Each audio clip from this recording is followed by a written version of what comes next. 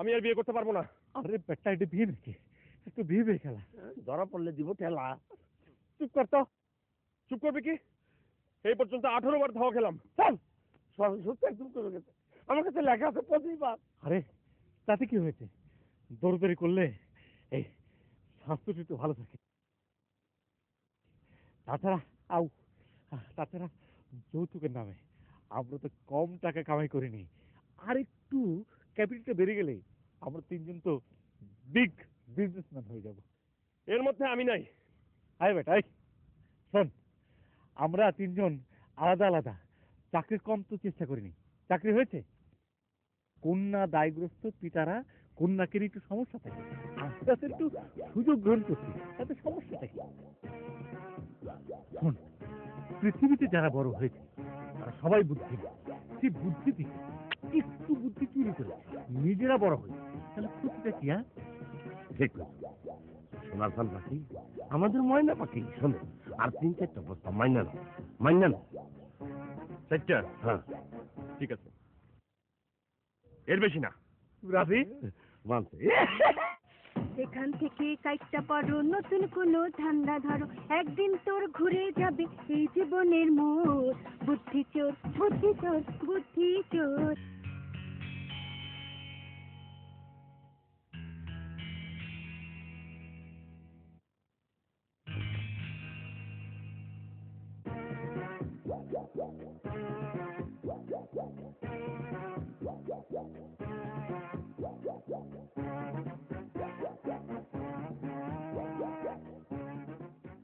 আসসালামু আলাইকুম কাইফা হালুকা।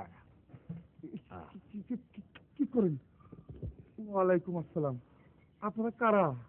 ইউ আইয়ুহাল মুসা, আনা গরীবুন হাইয়াল মুশারিয়াতুন লিনা মাইয়া। শুনেন, উনি হলেন হেকিম, নূরে পাগলা, কামে আগলা, মোহাম্মদ আক্কেল আলী তালেশ্বরী। আপনি হেকিম? হেকিম মানে মহা হেকিম। শোনেন, আমার একবার অসুখ হয়েছিল, আমি ডাক্তারের কাছে গেছি। কি অসুখ? অসুখ? আমার অসুখের নাম হলো A B C D E F D. তোর এইটা কোন অসুখের নাম হইলো? কেন এটা অসুখের নাম হইবে না কেন? এতে আমাশা, বিতে ব্যাচেলার ডিসেন্ট্রি, সিতে ক্যান্সার, ডিতে ডিফথেরিয়া, ইতে এলনাস হার্ট, এফতে ফিভার, জিতে গ্যাংরি। থামেন থামেন থামেন, ডাক্তার কি কইলো সেটা বলেন। ডাক্তার আমারে বললো আপনি এবিসি, মানে মানে এতে আপনি, বিতে ভালো ভালো, সিতে কাইটা পড়েন। তারপর আমি এই এই বাবার কাছে আসি এবং তিনি আমারে সুস্থ করে তোলেন। ও আচ্ছা, উনি এরকম লাভ ঝপ করতেছে কেন? কোনো পাগল নাকি? নাউজুবিল্লাহ।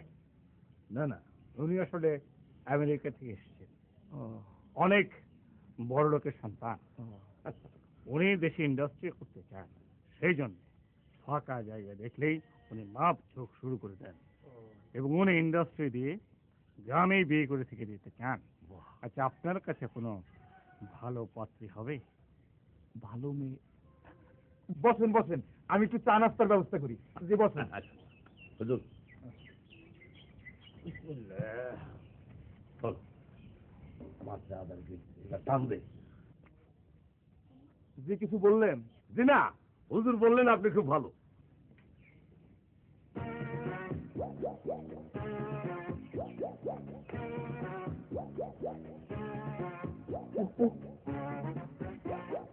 কি করেন?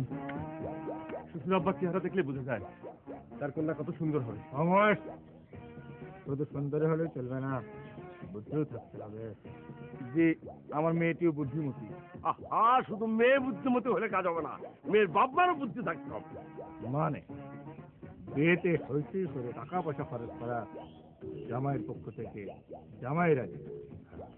ওর চিন্তা জামাই শ্বশুর মিলে একটা ইন্ডাস্ট্রি করবে, বাহ, যাতে গ্রামের লোকজন উপকার হয়। মান আনতা মান মান, মানে মাইনে নেন, মাইনে নেন। মান সম্মান রক্ষার জন্য কবুল করার আগেই তার হাতে কিছু নগদ টাকা তুলে দেন। জি তাই হবে। আমার তো একটাই মেয়ে। আলাপির মা, পান দাও, শরবত দাও, ভালো খাবারের ব্যবস্থা করো। আপনারা বসেন, আমি আসতেছি এক্ষুনি। আলহামদুলিল্লাহ। আজি বাহাল করিয়া বাজান গো তোরা, সুন্দরী কমলা নাচে।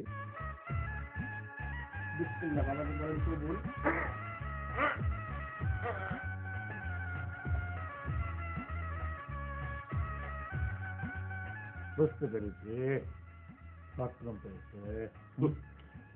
ভাই সাহেব, হ্যাঁ? বিয়ের আগে বাথরুমে যাওয়াটা ওদের খানদানি পেশা।